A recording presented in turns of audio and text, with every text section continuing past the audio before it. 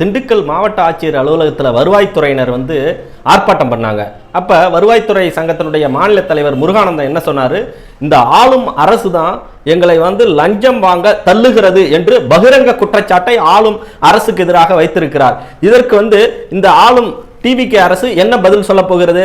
அவர் வந்து மேலும் என்ன குறிப்பிட்டாரு, பொதுவாக வந்து ஒரு நிகழ்ச்சி ஏற்பாடு செய்யறதுன்னா சாமினா போடுறதுல இருந்து சேர் போடுறதுல இருந்து கார்பெட் விரிக்கிறதுல இருந்து வரக்கூடிய அமைச்சர்களுக்கு ஸ்நாக்ஸ் வாங்கறதுல இருந்து உயர் ரக தண்ணி பாட்டில் வாங்கறதுல இருந்து எல்லா செலவையும் வந்து வருவாய்த்துறை அலுவலர்கள் நாங்கள் தான் ஏத்துக்கணும். அதுக்கு யாரும் வந்து பணம் கொடுக்கறது இல்ல. அதனாலதான் நாங்கள் லஞ்சம் வாங்கக்கூடிய ஒரு சூழ்நிலை உருவாகிறது. அப்ப ஆளும் அரசு வந்து எங்களை லஞ்சம் வாங்க தள்ளுகிறது என்று பகிரங்க குற்றச்சாட்டை வைத்திருக்கிறார். இது வந்து ஊழல் அற்ற நிர்வாகமா? கரப்ஷன் ஃப்ரீ கவர்மெண்ட் கொடுக்கறேன்னு சொல்லியிருக்கீங்க. ஆனா இதுதான் கரப்ஷன் ஃப்ரீ கவர்மெண்டா? சமீபத்தில் வந்து பாத்தீங்கன்னா கன்னியாகுமரி மாவட்டத்தில் சபரிவர்மன் என்ற மாற்றுத்திறனாளி இளைஞரை வந்து காவல்துறையினர் விசாரணைக்கு அழைத்து சென்று அவரை துன்புறுத்தி அவரை வந்து படுகொலை செய்துள்ளார்கள். அந்த இறந்த நபருக்கு அவர் குடும்பத்திற்கு அரசு வேலை கொடுக்க இந்த டிவிகே அரசு முன் வந்ததா? அதுபோல தூத்துக்குடி மாவட்டத்தில் அருணாச்சலம் என்ற நபரை வந்து காவல்துறையினர் வந்து விசாரணைக்கு அழைத்து சென்று லாப்கப் மரணம் ஏற்பட்டுள்ளது. அந்த இறந்த நபருடைய குடும்பத்துக்கு அரசு வேலை கொடுக்க இந்த டிவிகே அரசு முன் வந்ததா? நீங்க ஒரு நடிகர், நீங்க கட்சி தொடங்குனீங்க, உங்க கட்சி கூட்டத்துக்கு வந்த நபர்கள் வந்து இறந்து போயிருக்காங்க. அப்ப வந்து நீங்க என்ன செய்யணும்? நீங்க வந்து கோடி கோடியா சம்பாரிச்சு வச்ச பணத்துல இருந்து இப்ப சமீபத்தில் ஜனநாயகன் படத்துக்கு 400 கோடி வாங்குனீங்களே, அதுல இருந்து அவங்களுக்கு எடுத்து கொடுத்திருக்கணும், அவங்களுடைய வாழ்வாதாரத்தை பாதுகாத்திருக்கணும். ஆனா அதை விட்டுட்டு நீங்க ஆட்சிக்கு வந்துட்டீங்கிற ஒரே காரணத்துக்காக உங்களுடைய சுயநலத்தை மட்டுமே கருத்தில் கருதி உங்களுடைய அதிகார ஆதிக்க போக்கை வந்து வெளிப்படுத்தும் விதமாக அந்த பாதிக்கப்பட்ட குடும்பங்களுக்கு வந்து அரசு வேலை வந்து வழங்கியிருக்கிறீங்க.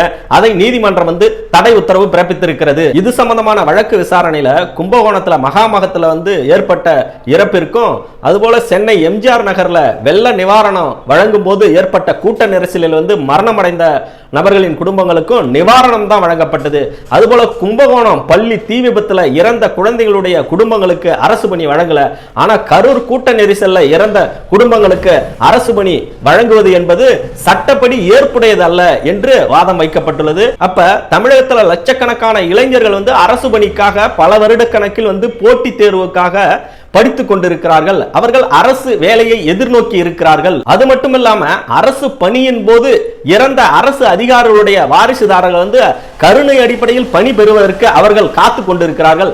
அவர்களுக்கே இன்னும் கருணை பணி வழங்கப்படவில்லை என்று தெரிவிக்கப்பட்டுள்ளது. படித்த இளைஞர்கள் வேலை வாய்ப்பை எதிர்நோக்கி காத்திருக்கின்ற சூழல்ல அனைவரையும் இந்த அரசு வந்து சமமாக கருதணும் என்று தெரிவித்த நீதிபதிகள் கரூர் கூட்ட நெரிசலில் இறந்த நபர்களின் குடும்பங்களுக்கு 2025 வருடமே தலா 10 லட்சம் ரூபாய் வந்து வழங்கப்பட்டது குறிப்பிடத்தக்கது. ஆனால் வந்து அரசு தரப்பு வந்து அவர்கள் பொருளாதார ரீதியாக பின்தங்கி இருக்கிறதுனால விதிவிலக்காக கருதி அவர்களுக்கு வந்து அரசு பணி நியமனம் வந்து கருணை அடிப்படையில் வழங்கப்பட்டுள்ளது என்பதை நீதிமன்றம் ஏற்றுக்கொள்ளாது என்று கூறியதோடு இது சம்பந்தமான வழக்கு உச்சநீதிமன்ற விசாரணையில் இருக்கிற காரணத்தினால் நீங்கள் வந்து அரசு பணி வந்து வழங்கியது வந்து ஏற்புடையதல்ல, சரியல்ல என்று தெரிவித்திருக்கிறார்கள். அதுபோல வாகன விபத்து, பட்டாசு ஆலை விபத்தில் இறந்த நபர்களின் குடும்பங்களுக்கு வந்து இழப்பீடு தான் வழங்குகிறார்களே தவிர அரசு பணி வழங்குவது கிடையாது என்பதை தெரிவித்திருக்கிறார்கள். இந்த விவகாரத்தில் வந்து அரசு பணி வழங்கியது என்பது சட்டப்படி ஏற்புடையது அல்ல என்று நீதிபதிகள் தெரிவித்துள்ளார்கள். கரூர் கூட்ட நெரிசலில் இறந்த நபர்களுடைய குடும்பத்தினருக்கு அரசு என்ன பண்ணிருக்கணும்? திறன் வளர்ப்பு பயிற்சியை வந்து கொடுத்திருக்கணும். அவர்களை ஏன் தொழில் முனைவோராக மாற்றிருக்க கூடாது? இது அரசு வேலை வழங்குவதை விட மேலானது. கருணை பணி வழங்குவதற்கு உச்சநீதிமன்றம் பிறப்பித்த வழிகாட்டுதல் நெறிமுறைகளை இந்த விவகாரத்தில் தமிழக அரசு மீறியுள்ளது. அப்ப கருணை பணி வழங்குவதற்கு இதை அனுமதித்தால் தவறான முன்னுதாரணத்திற்கு வழிகாட்டுதல் ஆகிவிடும்.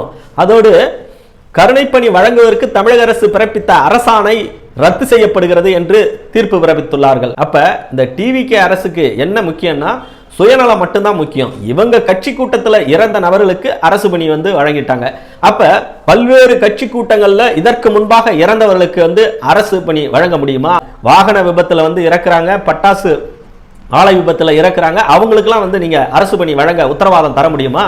அட அது ஏங்க, இப்ப நம்ம பக்கம் வந்து நீங்க வந்து ஒரு கூட்டம் போடுறீங்கன்னா இந்த பகுதியில் வந்து இறக்கும் தருவாயில முடியாத இருக்க முதியவர்கள் வந்து உங்க கூட்டத்துக்கு வந்து வாலண்டியரா வந்து அவங்க இறந்து போறாங்க. ஏன்னா நீங்க அரசு பண்ணி தருவீங்க அப்படிங்கிற முன்னுதாரணம் இருக்கு அப்படிங்கிறதுனால அப்ப அந்த குடும்பத்தின் நபர்களுக்கும் அரசு பண்ணி கொடுப்பீங்களா? அப்ப ஒரு தவறான முன்னுதாரணத்தை தமிழகத்தில் வந்து நீங்க கடைபிடிக்கிறீர்கள்.